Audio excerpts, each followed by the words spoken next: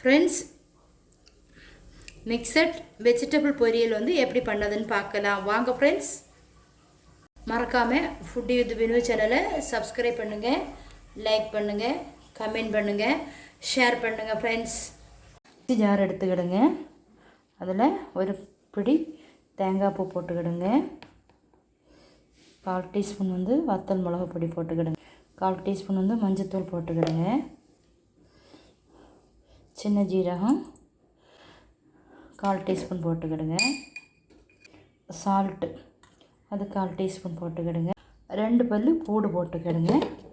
தண்ணி விடாமல் மூடி போட்டு அரைச்சி எடுத்துக்கிறேன். பாருங்கள், இதே மாதிரி குறவரப்பாக அரைச்சி எடுத்துக்கிடுங்க. ஸ்டவ் வந்து ஆன் பண்ணிக்கலாம்.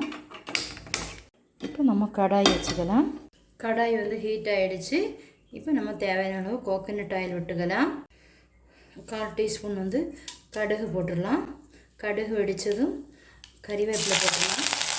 அதுக்கப்புறம் ஒரு வெங்காயம் வந்து பச்சை மிளகு கட் பண்ணி வச்சுருக்கேன், அதை போட்டுடலாம். நல்லா வதக்கி விட்டுக்கலாம்.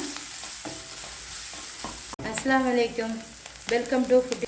வீடியோ ஸ்கிப் பண்ணாமல் பாருங்கள் ஃப்ரெண்ட்ஸ். வெங்காயம் நல்லா வதங்கிருச்சு. ஒரு கேரட் வந்து துருவி வச்சுருக்கேன், அதை போட்டுடலாம். பாதி பீட்ரூட் வந்து துருவி வச்சுருக்கேன். ஒரு சின்னதாக உருளைக்கிழங்கு வந்து கட் பண்ணி வச்சுருக்கேன். இதை நல்லா வதக்கி விட்டுக்கிடுங்க.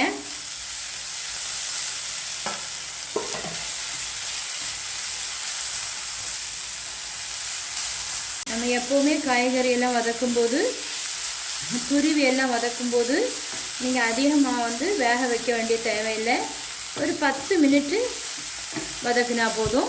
1/4 கப் வந்து பயறு வந்து வேக வச்சுருக்கேன். இதை நல்லா வதக்கி விட்டுக்கிடுங்க. நம்ம மசாலா வந்து அரைச்சி வச்சுருக்கோம், அதை போட்டுடலாம். அதை போட்டு நல்லா கிளறி விடுங்க. மசாலா போட்டதுக்கப்புறம் மீடியமாக வச்சு ஒரு லிட்டில் போட்டு க்ளோஸ் பண்ணிவிடுங்க. கொஞ்சம் ஆவி வர்ற மாதிரி வந்தோடனே ஸ்டவ் ஆஃப் பண்ணிடலாம். இப்போ ஓப்பன் பண்ணிடலாம். பொரியல் வந்து ரெடி ஆகிடுச்சு. மறக்காமல் ஃபுட்டி வித் பினு சேனலை சப்ஸ்கிரைப் பண்ணுங்கள், லைக் பண்ணுங்கள், கமெண்ட் பண்ணுங்கள், ஷேர் பண்ணுங்கள் ஃப்ரெண்ட்ஸ்.